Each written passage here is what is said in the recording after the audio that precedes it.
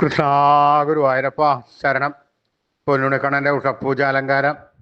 രാവിലെ 4 മണിയോടുകൂടി മലർനിവേദ്യം കഴിഞ്ഞ് ശ്രീകോവിൽ നട തുറന്നു. പൊന്നുണ്ണിക്കണ്ണനത് ആ ശ്രീരഥത്ത് പുഞ്ചിരി തൂകി നിൽക്കുകയാണ്. നെയ്വിളക്കുകളെല്ലാം നിറഞ്ഞ് കത്തുന്നുണ്ട്. അതിൻ്റെ ശോഭയിൽ പൊന്നുണ്ണിക്കണ്ണൻ്റെ പുഞ്ചിരിക്ക് കൂടുതൽ ഒരു സൗന്ദര്യമുണ്ട്. പൊന്നുണ്ണിക്കണ്ണൻ്റെ തിരുമുഖം ചന്ദനം ചാർത്തിയിട്ടുണ്ട്. നെറ്റിയിൽ ഒരു സ്വർണ്ണഗോപിക്കുറി അണിയിച്ചിട്ടുണ്ട്. ചെവിയിൽ ചെവിപ്പൂക്കൾ വെച്ചിട്ടുണ്ട്.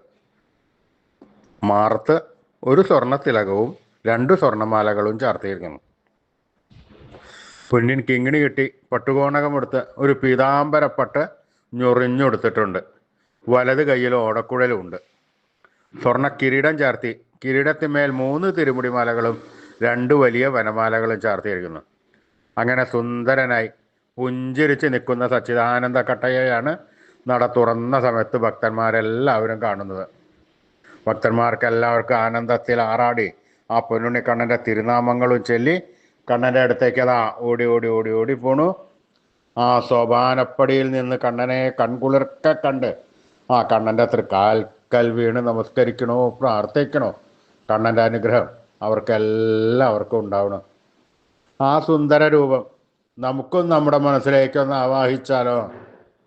എല്ലാവരും പ്രാർത്ഥിച്ചോളൂ. ആ പൊന്നുണ്ണിക്കണ്ണൻ എല്ലാവരും വിചാരിക്കും മനസ്സിൻ്റെ ഉള്ളിലേക്ക് വരട്ടെ, പൊന്നുണ്ണിക്കണ്ണൻ കയറി വരട്ടെ.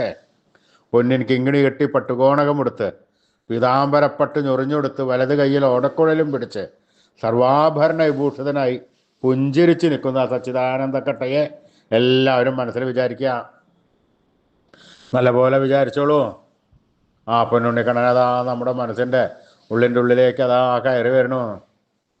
ആ പൊന്നുണ്ണിക്കണ്ണൻ അവിടെ നന്നു കഴിഞ്ഞാൽ ആ പൊന്നുണ്ണിക്കണ്ണനെ കൂട്ടിപ്പിടിച്ച് അവിടെ നിർത്തി അവിടെ പ്രതിഷ്ഠിച്ച് ആ കണ്ണനുമായി കുറച്ച് നേരം സംവദിച്ച് ആ കണ്ണനൊന്ന് കൊഞ്ചിച്ചൊന്ന് ലാളിച്ച് ഒരു മുത്തം കൊടുത്ത് ആ കണ്ണൻ്റെ തൃക്കാൽക്കൽ വീണ് നമസ്കരിച്ചോളൂ, പ്രാർത്ഥിച്ചോളൂ. കണ്ണൻ്റെ അനുഗ്രഹം നമുക്കെല്ലാം ഇപ്പോഴും ഉണ്ടാവും കേട്ടോ.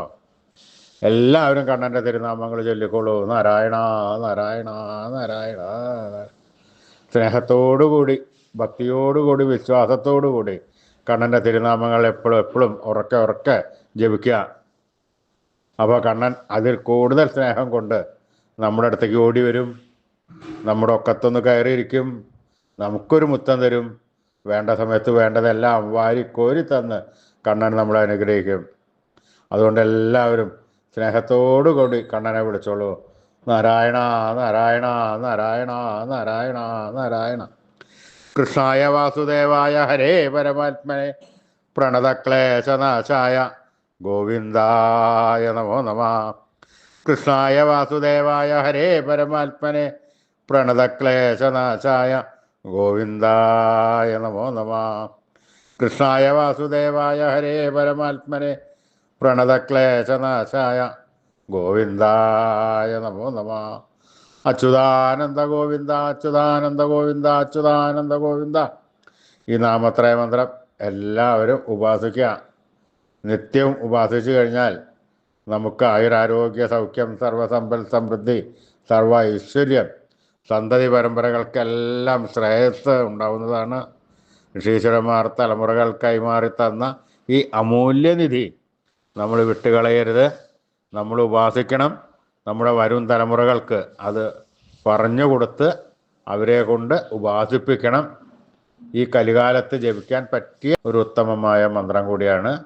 അതുകൊണ്ട് എല്ലാവരും നാമത്രയ മന്ത്രം ചൊല്ലിക്കോളൂ. അച്യുതാനന്ദ ഗോവിന്ദ അച്യുതാനന്ദ ഗോവിന്ദ അച്യുതാനന്ദ ഗോവിന്ദ അച്യുതാനന്ദ ഗോവിന്ദ.